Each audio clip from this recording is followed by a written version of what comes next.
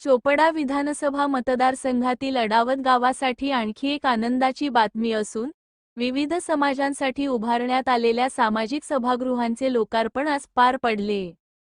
अडावत येथे माळी सामाजिक सभागृहाचे लोकार्पण। या सभागृहासाठी 40 लाख रुपये 40 लाख इतका निधी मंजूर करण्यात आला असून या माध्यमातून सामाजिक, सांस्कृतिक व सार्वजनिक कार्यक्रमांसाठी मोठी सुविधा उपलब्ध झाली आहे। अडावत येथे राणे राजपूत सामाजिक सभागृहाचे लोकार्पण। या सभागृहामुळे समाजातील कार्यक्रम, सभा व सामाजिक उपक्रमांना कायमस्वरूपी हक्काचे व्यासपीठ मिळणार आहे। अडावत येथे भोई समाज मंदिर सामाजिक सभागृहाचे लोकार्पण। भोई समाजाच्या धार्मिक व सामाजिक कार्यक्रमांसाठी या सभागृहाचा मोठा उपयोग होणार आहे।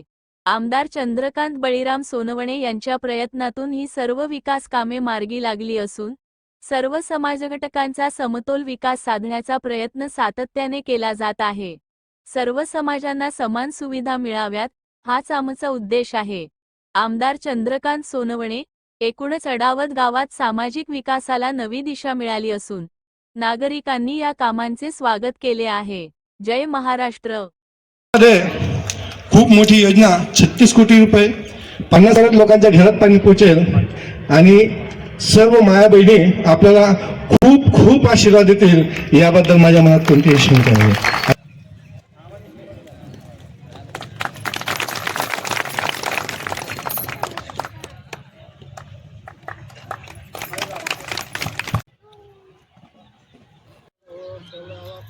तालुक्याचे कार्यसम्राट आणि आपले लाडके आमदार अण्णासाहेब यांनी जो भरभरून अशा प्रकारचा जो निधी दिला, कधी आमच्यासारख्या समाजाने कधी स्वप्नातही विचार केला नव्हता की कोणी आपल्याला एवढी अशी मदत करेल आणि ती मदत आज अण्णांनी पूर्ण केली आणि याबद्दल पुनश्च अण्णांचा खूप आभार मानतो आणि असाच आमदार आपल्याला नेहमी राहो हीच प्रभूचरणी प्रार्थना करतो आणि पुनश्च अण्णांचं तसंच माझे आमदार ताईसो लताताई यांचं परत आभार मानतो। जय बाळासाहेब ठाकरेंचं एक वाक्य होतं की 80% समाजकारण आणि 20% राजकारण आणि तंतोतंत अण्णासाहेब ते राबवत आहेत। असं कोणतं ठिकाण नसेल, कोणतं गाव नसेल, आदिवासी असो, पाडा असो, कोणतंही जिथे अण्णांचं काम नाही आहे। आणि खरंच अण्णा, आम्ही तुमच्या कामावर प्रेम करतो, बाकी काही नाही।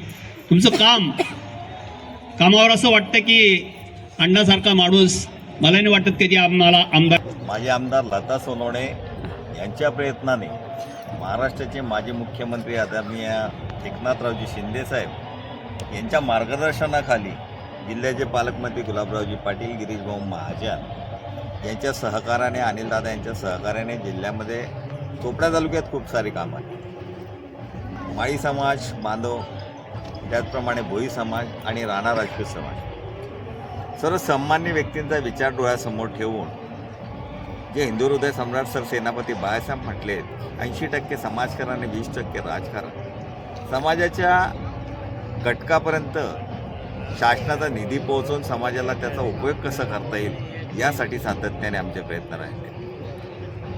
त्या तिघ समाजाचा जर विचार करण्याचा झाला तर कष्टकरी समाज आणि थोडंसं आर्थिक त्यांच्याकडे कमतरता असलेला समाज या माध्यमातून सभागृहात दिला तर त्यांना त्याचा फायदा, लग्नकार्य असेल, हळदीचा कार्यक्रम असेल, सांस्कृतिक कार्यक्रम असेल किंवा इतर जे छोटे छोटे कार्यक्रम असतात, वाढदिवसाचा कार्यक्रम असेल, साखरपुड्याचा कार्यक्रम असेल, या साऱ्या छोट्या कामांना ह्या हॉल त्यांना उपयोगी पडतील।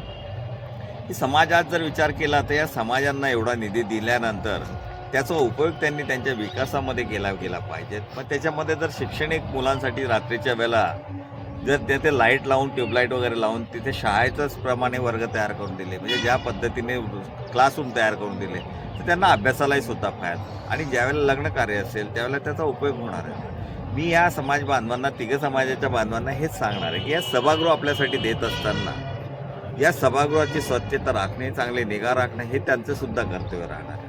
हे तिघ सभागृह एका ठिकाणी देण्याचा माझा हेतू हा होता की एखादे कार्य असल्यानंतर तिघ कार्यालय त्या कामात येतील।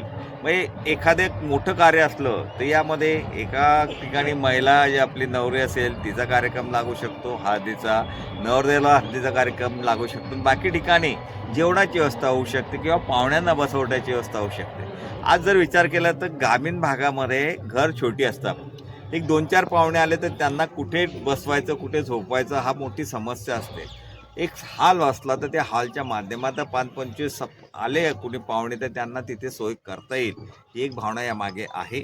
आणि हे करत असताना तालुक्यामध्ये साऱ्याच ठिकाणी आपण हे सभागृह देण्याचा प्रयत्न चालू आहे. सर्वात महत्त्वाचं म्हणजे आडावतची पेयजल योजना, जे आमचं स्वप्न होतं की या गावामध्ये 20-20 दिवसानंतर पाणी येतं आणि पाण्यासाठी आमच्या भगिनींना, आमच्या माणसांना रात्री बेरात्री उठावं लागतं, वन फिरावं लागतं. म्हणून आपण डायरेक्ट आता ही योजना तापीवरनं घेतली आणि त्याची पूर्णत्वात आलेली आहे. फिल्टरपर्यंत पाणी येऊन गेलेलं आहे. संपूर्ण टेस्ट घेतल्यानंतर गावामध्ये पाणी आपण देणार आहोत आणि तेही फिल्टरचं पाणी देणार आहोत, शुद्ध केलेलं पाणी देणार आहोत. आता आलेलं पाणी डायरेक्ट दिलं जातं, त्यातनं रोगराई वाढण्याचं, किडनीचे प्रॉब्लेम वाढण्याचे आणि वेगवेगळे डिसीज होण्याचे प्रमाण जास्त आहे. हे फिल्टरचं पाणी आलं तर आमच्या या गावाला एक तर 22 दिवसाचा जो लोड पडतो तो कमी होईल आणि 1-2 दिवसावर सहज आपण पाणी देऊ शकतो. कारण तापीला वरच्या साईडला धरण बांधलं गेलेलं आहे, त्याचा फायदा होणार आहे. आणि तापीवरनं पाणी असल्यामुळे पूर्ण पाणी येईल, पूर्ण क्षमतेने पाणी प्रत्येकाच्या घरापर्यंत जाईल आणि हे पाणी आमच्या भगिनींना जे वेळ जातो तो वेळ वाचेल आणि घरी नळाला स्वतःच्या घराजवळच पाणी येईल. हे एक मोठं काम माजी आमदार लता सोनवणेच्या माध्यमातून पालकमंत्री गुलाबरावजी पाटील, पाणीपुरवठा मंत्री यांच्या सहकार्याने आताचे महाराष्ट्राचे मुख्यमंत्री आदरणीय देवेंद्रजी फडणवीस साहेब असतील, कैलासवासी अजितदादा असतील किंवा आमचे नेते मार्गदर्शक आदरणीय एकनाथराव शिंदे साहेब यांच्या प्रयत्नांनी हे 36 कोटीची योजना आपण इथे सुरू केलेली आहे आणि त्याला यश येतं. बऱ्याच जणांना त्यावेळेला असं वाटत होतं की योजना पूर्णच होणार नाहीत, कारण मागच्या वेळेला योजना झाल्या पण त्या पूर्ण झाल्या नाही. मध्ये कोण त्या योजना खाऊन गेलं याचा शोध तुम्हीच घ्या, तुम्हाला चांगला शोध घेता येतो. त्या योजना पूर्ण झाल्या नाही, त्यामुळे बऱ्याच जणांना असं वाटत होतं की नुसतं कागदावर योजना राहील का, पण आम्ही ते कागदावरने प्रत्यक्ष उतरवतो. या सभागृहाचं भूमिपूजन करत असताना काही लोकांनी अफवा पसरवल्या की हे फक्त एका 3 वाडे, त्या 3 वाड्यापैकी एका वाड्याला दिलं. मी समाज म्हणून दिलेलं आहे, हे माळी समाजाचं संपूर्ण माळी समाजाला दिलं गेलं होतं.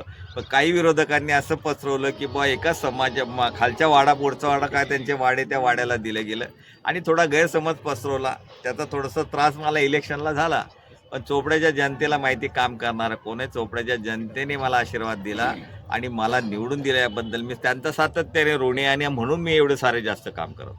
आता मला जाणवलं की जाताना बाहेर तिकडे भोई समाजाच्या मंगल कार्यालयाकडे जाताना जागा छोटी राहील.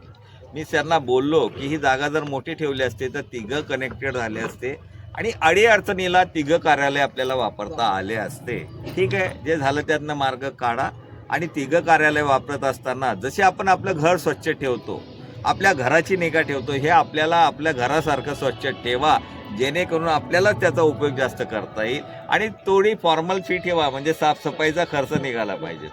नाही तर काय होतं, फुकट भेटलंय मग कोणी कसंही वापरतं, कोणी फरच्या ग्लास तोडतं, कोणी फरच्या तोडतं, कोणी घाण टाकून देतं आणि ती सफाई होते. ही सफाई स्वच्छ राहिली प्रसन्नता येते आणि जिथे प्रसन्नता आहे तिथे लक्ष्मी राहते. त्यामुळे प्रसन्न वातावरण राहिलं पाहिजे, ही भावना या मान्य आहे. याचा उपयोग 3 समाजाचे लोक चांगल्या पद्धतीने करतील आणि इतर कोणी समाजाने मागितलं त्यांना सुद्धा द्या. तर एखादी छोटा समाज आहे त्याला तुम्ही आलं तुम्ही म्हणाल की नाही आमच्या समाजापुरतं आहे, समाजाने मोठा व्ह्यू ठेवायचा. एखाद्या दुसऱ्या समाजाला मागितलं तर त्याला नक्की द्या, ही 3 समाजाच्या नेत्यांना मी विनंती करतो.